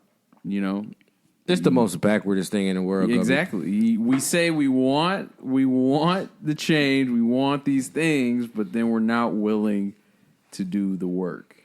Or you feel like you can't do the Yeah. work for some reason, And then, like you're not capable. Right. Or Exactly. even you can't obtain the end goal. Right. Like- Or you see somebody like Jay-Z doing this, and then you immediately start hating. And it's like, doesn't you don't make any realize, sense. you didn't hear his story. Like, he came from nothing. Like, exactly where we was at, exactly what you was doing, Came from Marcy Project. he was doing. And so, like, also, he started late in the game. So it's not, he's not telling you the impossible. He started late in the game, bro. He started at our age right now. Yeah. That's when he started rapping. Like, he selling drugs beforehand. He probably knew some people that was, doing what they was doing. But he literally started right where we at right now. And then when he rap about Picasso's, it sounds unattainable. I don't understand that. Because people about instant gratification. You got to look at the whole journey. He didn't just, he didn't start with Picasso's. Like he said, he was trapping. Started with trapping, and literally it was a slow grind.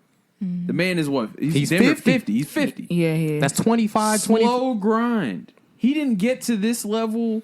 He didn't start talking about all this till the back end of his career. Like, trust the process. Like, it's such a long journey.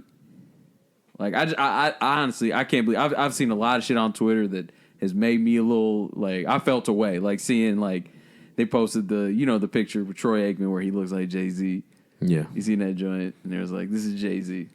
Yeah, people know. say he was a puppet. I mean, the disrespect has been crazy. A puppet for the white folks and all types of stuff. That's Like, wild, man. That's All that types of might, stuff. I want to say it's self-hate, but I'll hold that one in. But it's just wild to me how quick people turn on the prominent black figures that are actually trying to do something. And it's So, crazy, man, because like you said, Britt, everything he do, they will just say is a money grab.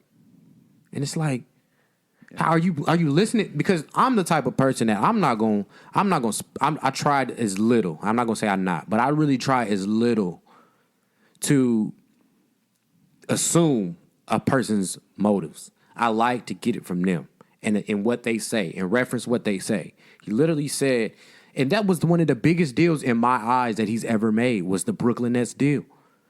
Because then he had to deal with, he produced the 2K, and it just seemed like he had a grip on like that time when it came to the NBA. That's for me. I don't know. Maybe you, maybe not. But for me, it just seems like he put Brooklyn on the super map, and it felt good. They was making the playoffs. They was winning games, everything. And it just was like that never felt like a money grab to me. Yep. That felt like that was for us.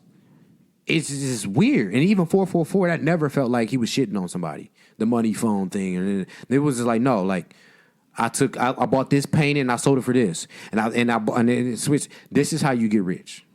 Not shitting your money off. And he's not talking about like, investing in that painting and then, whatever, and the money keeps flipping and then spending it. No, he was literally talking about the generational wealth. Like, buy this for your kid so that by the time they grow up, this shit is worth stupid bread. Like, and to me, it's just like, I don't want to say it's a defeatist attitude, but it's kind of like, dang, I can never get there. So I don't even want to hear it. But it's not even like when somebody says something like that, you shouldn't take it as like the face value. Like, you have to buy this painting. No, I mean, it works for a lot of things. Like, even if it's like, property or, something like that's attainable right now. Like, it's the same. It's the lesson, not exactly what he's saying, like the way he's framing it. Like, you do not have to go and buy the Picasso right now. But you can go invest in something that's attainable right now and do the same thing and work your way. But to the bigger picture, like, not saying that your picture is small because that's a real ass point. Mm-hmm. But like I mentioned last chance you can't say that to them, to those kids. Like that'll go in one ear and out the other. Yeah, because literally their mindset, they don't have the mindset. But 444 wasn't for the kids. No, it wasn't. It wasn't. That's the thing that gets glossed over too. That wasn't for the kids. That was for that was low key. That was for the OGs, low key. Mm-hmm. Or somebody that has the mindset that really wants to work. Yeah. Yeah. But you tell the kid, oh, like you like Jay-Z, no, I don't really fuck with it because I can't relate. So go back and listen to Reasonable Doubt then. Go back and listen to Blueprint 1. That's why all this is on stream. Mm-hmm. Blueprint. Like the album is literally Blueprint. That's literally what you have to do with Jay-Z. But I mean, maybe I'm not going to say everybody, but I think everybody when they were growing up did have that phase where it was like, I don't really mess with Jay-Z as heavy as other people because, it's hard to understand, what he's talking about. It takes a mindset. But I think everybody hits that like, aha moment where it's like, oh shit, like he's really been kicking game this whole time. I need to go back. I mean, I get it because if you've never in your life ever been able to see that or even felt it at arm's reach, you having that success or you having, essentially, that success, then, I get you not understanding it or if you're going over your head. But I feel like oftentimes we get into wanting our oppression or letting our oppression define us, where it's like, that's not who you are. Don't let that define you. That's something that for me personally, I believe that should drive you even more. Right. Like your oppression does not define you. This is not an oppression race or the Olympics or nothing like.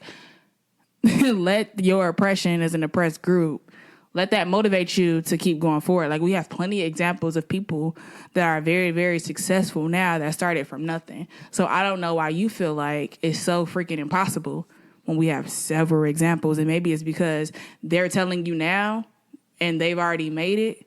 But it's like they started from somewhere, dude. Like they didn't grow up rich. Like this isn't the Kardashians. Like they started from somewhere where they didn't have anything.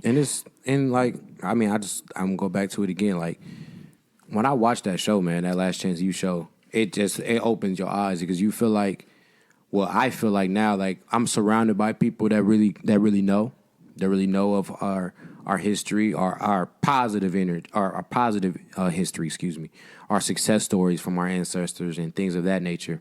But then you see kids like on that show, and then you have the realization like those kids might be the majority. That's what I thought. Those kids might be the majority, for real. And it's like it's kind of discouraging when you see it, but then it's like, man, we got way more work to do. Yeah. And so it's kind of like it goes back to, like I said, like it's a mindset. You got to have that mindset. Like if you don't have the mindset, it's all just gonna sound like gibberish, or you never gonna get it, or you always just gonna revert back to I either gotta rob, or I'm just gonna play football. Like it's just it. I mean, you also got to think Rapper about go it. to the Like, league.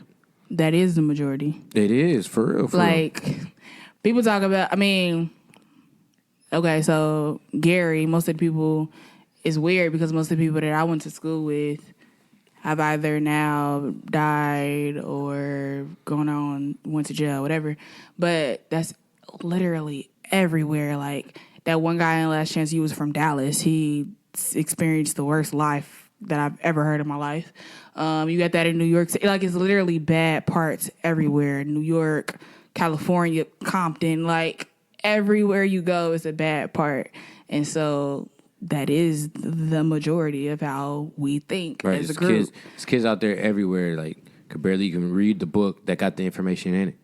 My dad always told me, like, that's what they go by. If you want to hide some information from somebody black, you put it in a book. They could barely even read it. R. Kelly in jail right now can't even read his fan mail.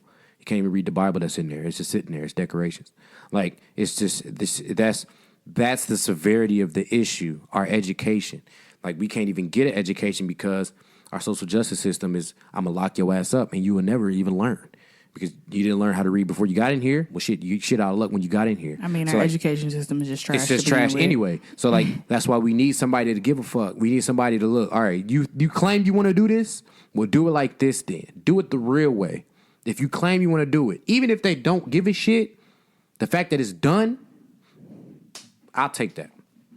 Because it's done at the end of the day. Yeah. Like, I mean, I get what y'all saying. Like, they don't really give a shit. But if Brittany, if you don't give a shit about this, that, and the third, but I'm telling you how to do it, and then you do it, but you don't give a fuck, at least the people that you're doing it for, they got it. At least they got it. Because even if I don't try, even if I just fuck the NFL. Like, I will say. Well, yeah, I don't mean to cut you off, but I think, we do have to kind of give a little credit because, when Cap first knelt when he was playing for the 49ers, the 49ers did donate to the causes that he chose and whatnot at that time. Like, so, if we're going to be talking about everything that the NFL doesn't believe in and whatnot, I think we do need to say, well, it seems like there's something there that's, maybe brewing. Maybe that's what Jay-Z's seeing. Maybe that's why he wants to get into it. But I think we do need to highlight that as well because I thought that was interesting because I had forgotten about that. Obviously, I believe they proceeded to cut him, right? I don't know if he was cut or if his deal was done because he restructured. Oh, yeah, he did. I mean, my restructure, question right. was going to be, is that they really cared or is that, okay, we're going to do this and then you need to shut up? I don't think the 49ers ever said, or they didn't have a problem with him kneeling. I don't know if they. What I thought. I don't think they ever outwardly said they had a problem with him. So because he did restructure because he had a fat contract he got and just on the books he wasn't playing. It just looked weird. So then he agreed to restructure his contract, which ended up I think he was then a free agent. I can't remember if he was then a free agent, but I don't remember. But that's how he ended up not being on the 49ers anymore, then looking for another job. Yeah. And then another point I want to highlight, too, about Jay-Z. Obviously, he did the Brooklyn thing. He got them up and running, and then he got out. I think part of that was because he had the sports agency as well. It's a conflict of interest. I will say to the people that are looking down on what Jay-Z did, don't you think it's in the best interest of the players and stuff that he's representing that are in the NFL for him to have ties to the NFL? So you can better help with them and how they get in and, what they do while they're in the NFL and whatnot. Like, I mean, the dude literally has Rock Nation Sports. It's an agency. Like, I think that kind of stuff, that kind of goes hand in hand. So I think it makes perfect sense. Like, I just can't believe we're trying to say that it's a money grab. Yeah, the money grab thing, I can't stand. Y'all think this is a money grab? Like, I don't know about that. Come on, man. I mean, it could very well could be, but shit. I mean, get your money. I'm dog. sure he's making money, but like, come on. Man. I don't know, man. We always trying to guess what another dude doing, count his pockets, this and the third. Like, get I really the fuck don't. out of here, man. I don't understand. But the thing, okay, so I'm gonna go all the way back. The performance thing, I kind of get what they saying too, though, because it is kind of contradictory. Like you literally said, Travis, don't do it. You was like, you even went as far as to say like, don't do it because you're just gonna be overshadowed by Adam Levine. Yeah.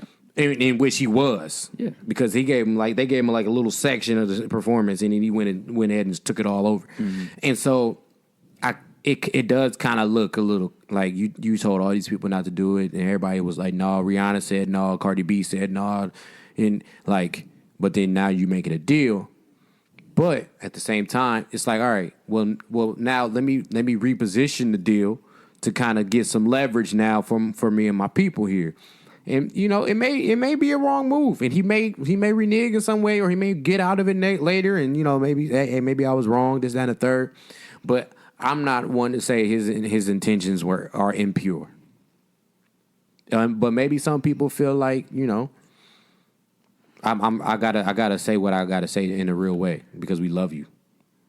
Maybe that's what it is, but I don't know. I just don't think it's. I don't know. A lot of people that I talked to also just had a problem with. They felt like in the press conference with what him saying, he said something to the extent of it was never about Colin having a job and the whole okay, you know, but what else? It's time for actionable items. Like they felt like that was dismissive or disrespectful to everything Kaepernick has done. So, I mean, I guess, but the stuff that they came with that Kaepernick has done actually has nothing to do with the cause. So, like, everything they said Kaepernick has done, Jay-Z has done. So I'm kind of confused on what the whole argument is. Like, they've both done the same things in different ways to help their people or the causes that they align with. So I just don't get it. And it's weird because we're mad that Kaepernick don't got a job. So let's say if you get a job, we watching the football again? Are we watching the NFL? Because we still know that they don't give a shit about black people. So if you get a job, then what? Are we watching the NFL again now? Because they still not going to give a shit. So it just doesn't go. To your point, Kaepernick, ever since he knelt, he was giving back to the community, doing those things, this, that, and the third. Jay-Z been doing those things as well, and he's going to continue to do those things. So are we mad at the NFL for not giving Kaepernick a job? Okay, I'll give him a job. I'm going to let him earn it. He earned his job. All right, he got it now. So are y'all going to watch now? Or y'all still not going to watch the NFL? Kaepernick got a job. That's another thing. Earlier, one of y'all, I don't know if it was you, Gobi, or G, but one of y'all was like, well, I think it was you, Gobi, when you said, well, does Kaepernick want it? Because it'd be out of pity, or does like he should feel like he should earn it. At this point, I don't feel like he'll ever earn it. And if he gets an offer, it'll always be out of pity. Like it's never a point now to earn it. I don't think. And my thing with the earn it thing, I always thought he could play football. I thought he could play football, and it was funny because the other day when when Deuce pulled up the shout out to Deuce, he put up the stats. He really didn't look like he was playing very well, but I always thought he was better than the quarterbacks that, were playing when he kneeled, and the season after I thought he was better. But now, at this point, a lot of the young kids are in, Daniel Joneses of the world, Dwayne Haskins and Kyler Murray. Like, a lot of these franchises that were sucking at quarterback, they got young guys now. So there's nothing you can do now. I do believe his job is gone. If we're looking at it realistically, his job is gone. Do I think he's better than some backups in the league? Maybe, yeah, for sure. I mean, that's my thing. Like, I've never been the one to say Kaepernick is going to come in and start, but I mean, when you see like fucking Tom Savage somehow still have a job, and Nathan Peterman, like that's the kid. This dude literally threw 6 interceptions in 1.5. It was like, awful. I mean, dude, you're god awful. Like, he has more interceptions than touchdowns. Literally wild. Literally.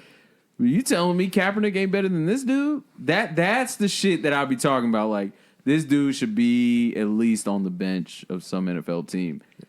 And like I explained to the homies in it, it's kind of like the Melo thing. You telling me it's 32 teams in the NFL, and I can't make a 60-man roster?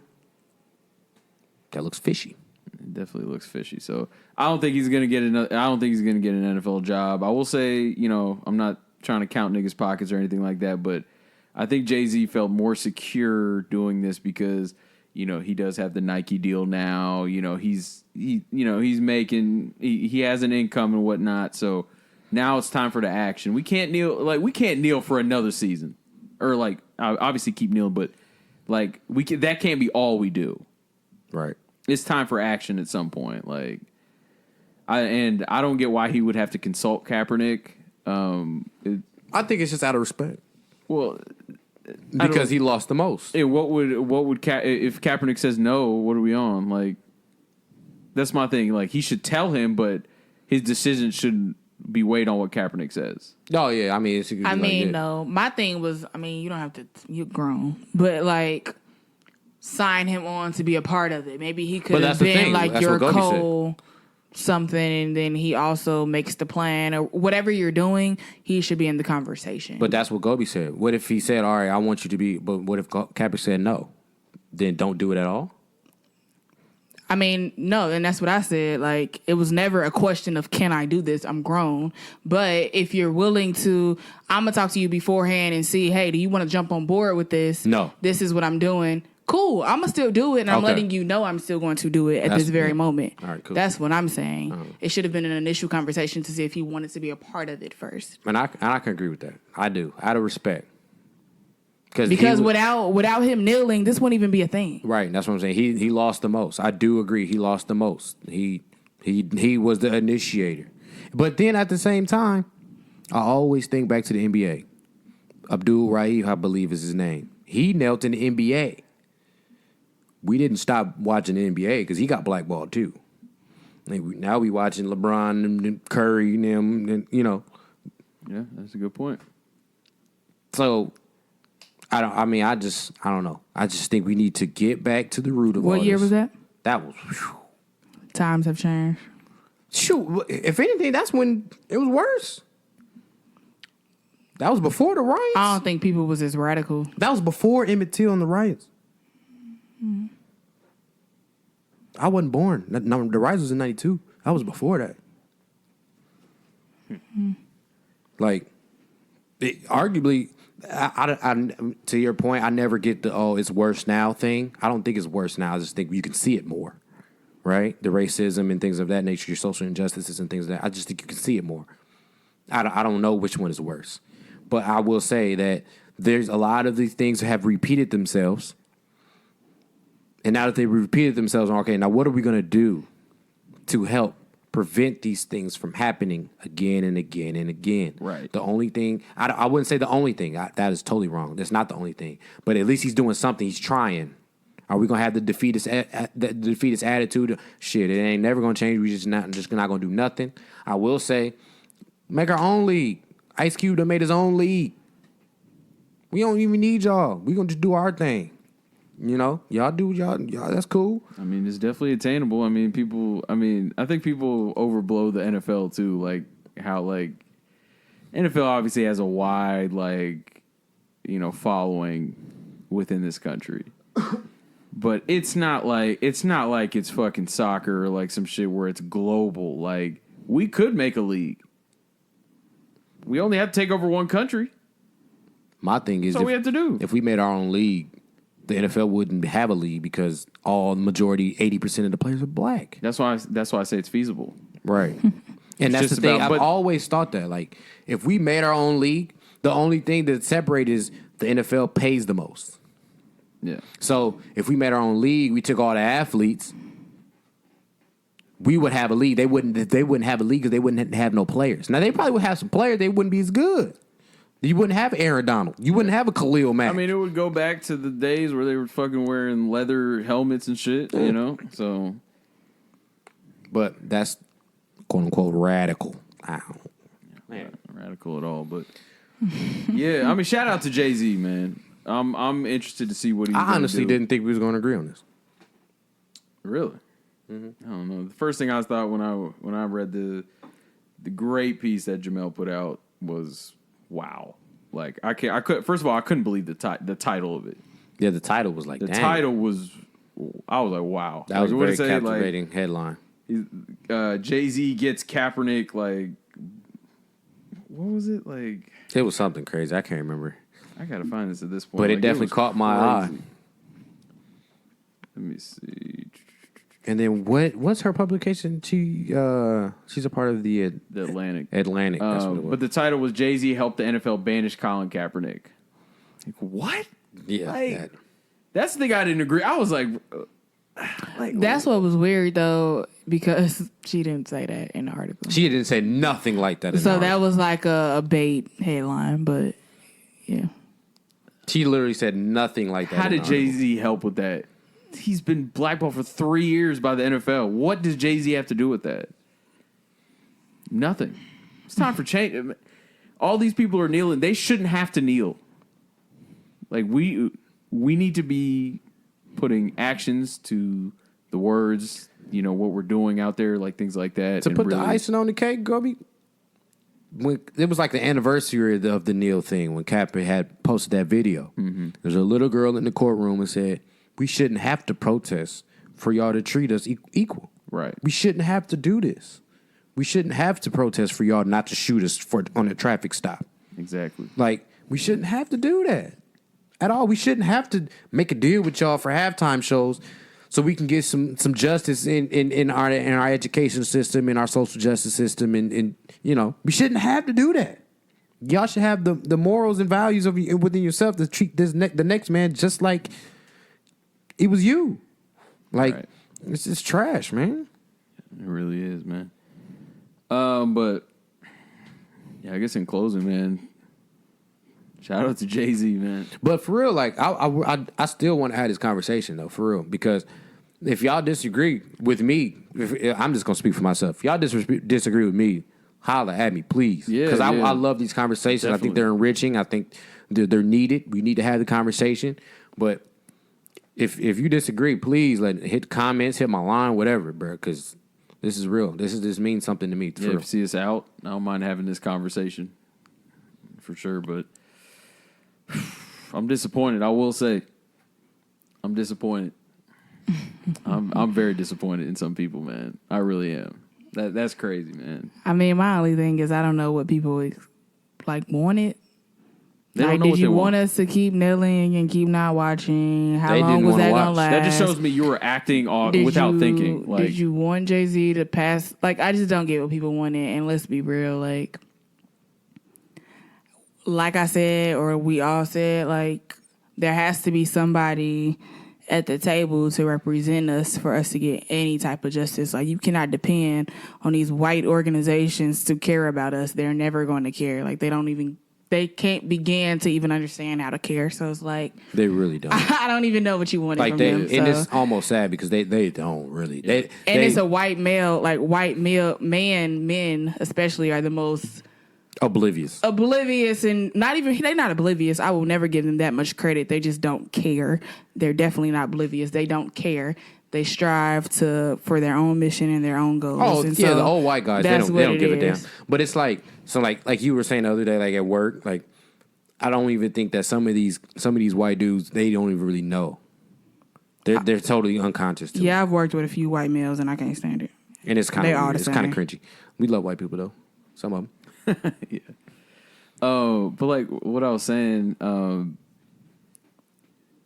like it just seems like people were almost acting without thinking. Like, especially with the kneeling thing. Like, do you know why you're kneeling? You have to ask yourself these questions. Do you know why you're kneeling? Do you know why you're boycotting the NFL and things like that? Because if you think about it, you know that this is the next step. So, like, even with me, like last year, I boycotted the NFL, didn't watch, right? Still beat y'all ass in fantasy, but I know now, and I don't know if it was G I had the conversation with or whatever. We talked. But I was like, this year, I mean, I'm probably not going to boycott because I understand that phase is, it's about action now. And I think this kind of aids it. Now I see Jay-Z in it. I'm like, okay. Now I feel like we need to get back in tune and see what he's doing and help how we can, right? I looked this up as well. For all the people that boycotted last year, still the top 10 most viewed events of last year were all NFL games. I mean, but the Super Bowl dropped tremendously. Because it was trash. Nobody wants to see the Patriots over and over again. But still, the fact remains: the top 10 most viewed events were all NFL games.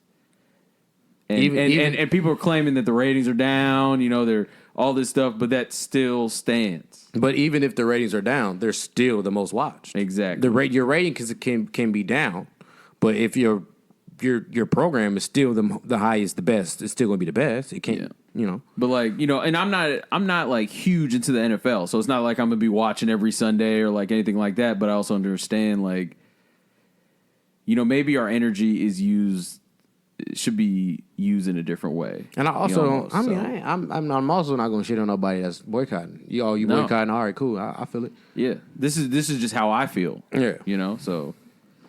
And for me, like, man, I grew up on football. My dad played football, and he was a huge football fan, still is a huge football fan. He was boycotted, but then he stopped. He was like, I mean, they still going to get their money. They still going to get what they, I mean, I'm torturing myself, really. But just like Gobi said, like, these kids still going to play football. Like, they still getting scholarships from universities to play football. They still have dreams to play. To me, like last year, it was how can I support the players and not the organization? And there's not many ways to do that. So it's kind of like a moot point almost. Like, it's nothing you can really do. I don't think that's reason to watch, but it's kind of like, I mean, you gonna shit on me for watching? I mean, Yeah. It's cool, personal preference. Ooh, we've been in here an hour 45. Sheesh. I have no lob today. No lob. We gotta get back in our lob bag, yo. Do gotta get back in our lob bag. Don't. Currency dropped another tape. No. I do got one. I got two. Okay. So shout out to everybody that responds on Twitter and on Wednesday when we asked what y'all listening to in the morning, what y'all playing. Because I did actually listen to two albums. Shout out to Fred from Pregame Podcast. Y'all may know him as Deuce. Black Milk. His album Dive was tight. He's a very, very conscious rapper. He has very, very like almost educational type of conscious rap, right? I enjoy those. I grew up on those. His name is Black Milk again. The album's called Dive. Fred definitely put us on that, and I actually ran it. It was tight. And then, what's that dude's name? Oh, I had it right here, and it's gone. The kid's name, and it came up. Oh, here he is. Domani. Time Will Tell. Is that Damani, as in T.I.'s son? I'm not sure. It could be. I think it is. His album is called Time Will Tell. I don't know who he signed. It looks like Forever Records. I don't know. But Jalen put this on. She tweeted this joint. And Yeah, I that's listened what to it is. That's T.I.'s son. That's T.I. son? Okay, shout out to T.I. Hustle Gang, all that good stuff. His album was actually tight, too. He could flow. He got a cool little flow. I enjoyed that one as well. So, yeah, on Wednesday, keep shouting us out. Keep dropping us joints that you don't think we're going to listen to. I had definitely listened. I will definitely listen to them, for sure. And y'all drop a lot, so if we don't get to all of them, our apologies. But, yeah, Black Milk was tight, for sure. If you like conscious rap. I guess I don't think these are lives, but I just wanted to revisit because I don't know if it was 2 pods ago or 1 pod ago, but we were talking. We didn't get to the PJ Morton album. Yeah. I did want to kind of just briefly talk about that. That album is really good. I did like that a lot. The song with Rhapsody, love that song. Jasmine Sullivan's on there as The well. song with JoJo was hard. Yeah. Yes. It's probably the best Say one. So. Yeah. Best one on the album. Yeah, that's a good album. Or a good song. But yeah, definitely check out that album, especially if, we use this word all the time, smooth, jazz influence, things like that. Check out PJ Morton and go back and listen to his old projects as well, because he's been in the game for a minute. So there's a lot of gems to pick up as well. I just want to give a song that I've went back to. It's old. It came out in 2017. Levin Cali, we talked about him before. He dropped the Low Tide way back, but his single Yours that he dropped back in 2017, I came across that and I have this playlist that I compiled way back, and that song has been on repeat because I forgot how smooth and how good that record is as well. So it's called Yours, Levin Cali. So I've been checking that out a lot here recently. So if you haven't heard that and you're a fan, definitely go back and check that out. I don't have a lot, but I will tell you 2 projects that I plan to listen to this week just because I like the album covers. Cousin Steez. Don't know who this is, but he has a project called Trying to Find My Next Thrill. I think it's Cousin Stiz. Yeah, sure. A few of his features are City Girls, Smino, Freddie Gibbs. So I plan to listen to that. And then P-Lo, his album called Shine. A few of his features are Kaylani, Mosey, Dom Kennedy. So I plan to listen to him too. But I don't really have a lot. That's all I got. Oh, actually, I did forget to mention Aaron Ray dropped a song as well featuring Kalani. Yeah. I like that track. I liked it a lot, actually. So I'm you can starting check to that think out. Aaron is a fluke, man. I feel you. Because Platinum Fire was so heat, and everything he dropped after that, I have not really cared for. You didn't like this track? It's cool. I put it in the liked background, so I don't know. I got to listen to it. I feel like I'm tired of the samples, man. Like, let's just make some original music, man. I'm sure he has something coming, but yeah, and I understand. I'm definitely starting to get a little skeptical, but we'll see. We'll see. Also, Georgia Smith dropped a single featuring Burna Boy as well that I thought was really good. Your boy. Oh yeah, I fuck with Burna, so that's a great track as well. So definitely check that out. But, do you guys fuck with I forgot how to pronounce her name, Malai or whatever? What's her name? Mahlia. I don't know what it is. I don't think so. Malia, yeah. Is it Malia? Yeah. I mean, that's how it's spelled. Yeah, but she's dope as well. She dropped a single featuring Burna Boy as well that I liked, so definitely check that out. It's called Simmer. So, and I liked her old song like Grateful. Woo, that joint Yeah, that goes song is stupid. hard. Like, Yeah, it she's is. very, very talented as well. So, we said we didn't have any lives and rattled off 7. But let's go ahead and get out of here. We've been in here for $1.50, so I think G said it earlier. Shout out to all y'all for interacting with the Twitter page. We appreciate that. Definitely keep that going at $3-4 Pod. Of course, on IG as well at $3-4 Podcast. August 31st, we will be at Naptown Who's Who. Definitely come out and rap with us.